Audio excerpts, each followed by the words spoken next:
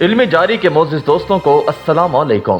دوستوں، آج ہم بات کریں گے سلطان سلیمان کے عظیم دور حکومت کے تیسرے حصے کی۔ پچھلی ویڈیوز میں ہم نے بات کی سلطان سلیمان کے اخلاق و آداب اور حکمران بنتے ہی بلغرات اور روڈس کی فتح، اور آج کی ویڈیو کا موضوع ہوگا کہ سلطنت عثمانیہ کی مضبوط ترین فوج یعنی چری نے بغاوت کیوں کی اور سلطان سلیمان نے ہنگری کو کیسے فتح کیا۔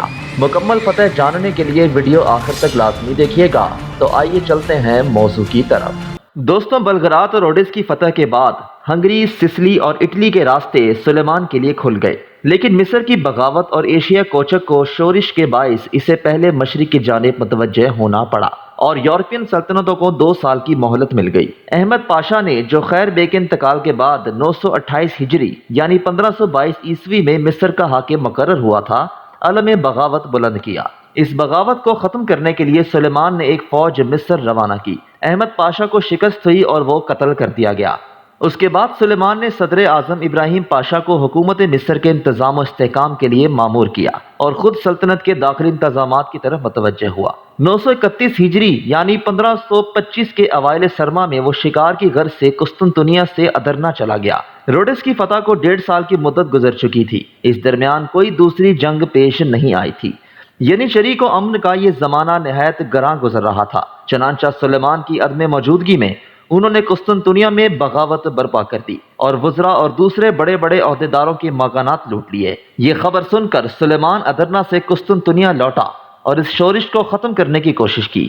اس نے باغیوں کے بعض سرداروں کو قتل کروا دیا اور 2 کو اپنے ہاتھ سے قتل کیا اور پھر عام سپاہیوں کو انعام و اکرام دے کر بغاوت کا خاتمہ کر دیا۔ دوستوں، وزیر اعظم ابراہیم پاشا اس وقت مصر میں تھا۔ سلیمان نے اسے واپس بلا لیا اور ہنگری کی مہم کی تیاری شروع کر دی۔ یعنی چری کی بغاوت سے اس کو تجربہ ہو گیا تھا کہ سلطنت کے امن کے لیے اس فوج کو جنگ میں مصروف رکھنا ضروری ہے۔ بلغرات کی فتح کے بعد اسے اگرچہ کوئی بڑی جنگ ہنگری کے ساتھ پیش نہیں آئی تھی، تاہم چھوٹی چھوٹی لڑائیوں کا سلسلہ قائم تھا۔ علاوہ بری فرانسس اول شاہ فرانس نے، جسے شہنشاہ چارلس پنجم نے پیوا کی جنگ 1525 میں شکست دے کر قید کر لیا تھا، سلیمان سے ہنگری پر حملہ کرنے کی بمنت استدعا کی تاکہ چارلس کو اپنی توجہ فرانس سے ہٹا کر ہنگری کی جانب مبذول کرنی پڑے، جس کی سرحد سلطنت آسٹریا سے ملی ہوئی تھی۔ پھر اسی زمانے میں شاہ ایران نے شہنشاہ چارلس اور شاہ ہنگری کے ساتھ سلطنت عثمانیہ کے خلاف ایک جارحانہ اور مدافعانہ اتحاد قائم کرنے کی کوشش کی۔ ان وجوہات سے سلیمان نے ہنگری پر حملہ کرنے کا فیصلہ کر لیا۔ 1,00,000 فوج اور 300 توپوں کے ساتھ روانہ ہوا۔ قسطنطنیہ سے روانہ ہونے کے 5 ماہ بعد 20 ذی-القعدہ یعنی 932 ہجری یعنی 28 اگست 1526 کو مباکس کے میدان میں ہنگری کی فوج سے مقابلہ ہوا۔ عثمانی لشکر کو اپنی کثرت تعداد اور توپ خانوں کی بنا پر بہت کچھ فوقیت حاصل تھی۔ 2 گھنٹے سے کم ہی میں جنگ اور ساتھ ہی ہنگری کی قسمت کا فیصلہ بھی ہو گیا۔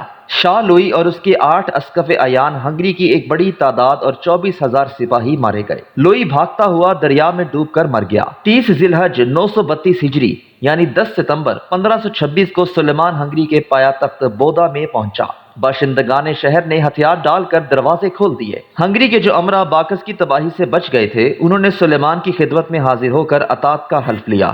چونکہ شاہ لوئی مر چکا تھا، اس لیے سلیمان کی تحریک سے ان امراء نے ہنگری کے تخت کے لیے کاؤنٹ زیپولیا کا انتخاب کیا، جو ٹرانسلوینیا کا امیر اور ہنگری کے اکابر میں تھا۔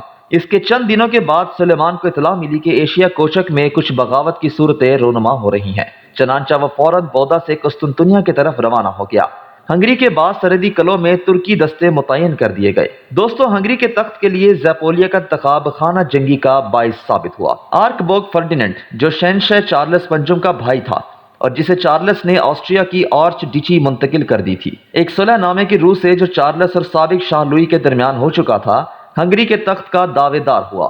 دوسری طرف زیپولیا اور اس کے حامیوں نے اپنی موافقت میں ہنگری کا ایک قدیم قانون پیش کیا، جس کی روح سے ہنگری کے باشندے کے علاوہ کوئی دوسرا شخص وہاں کا بادشاہ منتخب نہیں ہو سکتا۔ لیکن باوجود اس قانون کے، مغربی ہنگری کے امراء نے فرڈیننڈ کو منتخب کر لیا۔ اس کے بعد جنگ ناگزیر ہو گئی۔ فرڈیننڈ کے ساتھ آسٹریا کی مدد شامل تھی۔ اس نے زاپولیا کو شکست دے کر ملک کے باہر بھگا دیا۔ زاپولیا نے پولینڈ میں پناہ لی اور وہاں سے سلطان کی خدمت میں مدد کی درخواست بھیجی۔ یہ سن کر فرڈیننڈ نے بھی اپنا ایک سفیر سلیمان کے دربار میں بھیجا اور نہ صرف ہنگری کے تخت کے لیے حمایت کی، बल्कि बलगरात और हंगरी के दूसरे शहरों की वापसी का भी, जो सल्तनत उस्मानिया में शामिल हो चुके थे, मुतालबा किया। सुलेमान ने फर्डिनेंड के मुतालबे से बराफरोख्ता होकर इसके सफीर को रुखसत कर दिया और ज़ापोलिया के सफीर को इत्मीनान दिलाया कि वो जरूर उसकी मदद करेगा। आखिर 10 मई 1529 को सुलेमान कुस्तुनतुनिया से रवाना हुआ और 2.5 लाख फौज और 300 तोपों के साथ हंगरी में दाखिल होकर 3 सितंबर को पाया तख्त बौदा पहुंचा और उसका मुहासरा कर लिया। 6 रोज में बौदा फतह हो गया और ज़ापोलिया दोबारा तख्त पर बिठा दिया गया। इसके बाद सुलेमान ऑस्ट्रिया के मशहूर दारुल सल्तनत वियना की तरफ बढ़ा। दोस्तों, वियना का मुहासरा और ऑस्ट्रिया की फतह का जिक्र हम करेंगे अगली वीडियो में। आज की वीडियो के लिए बस इतना ही। अगली वीडियो के साथ इंशाअल्लाह जल्द हाजिर होंगे। तब तक के लिए अपना ख्याल रखिएगा। अल्लाह हाफिज।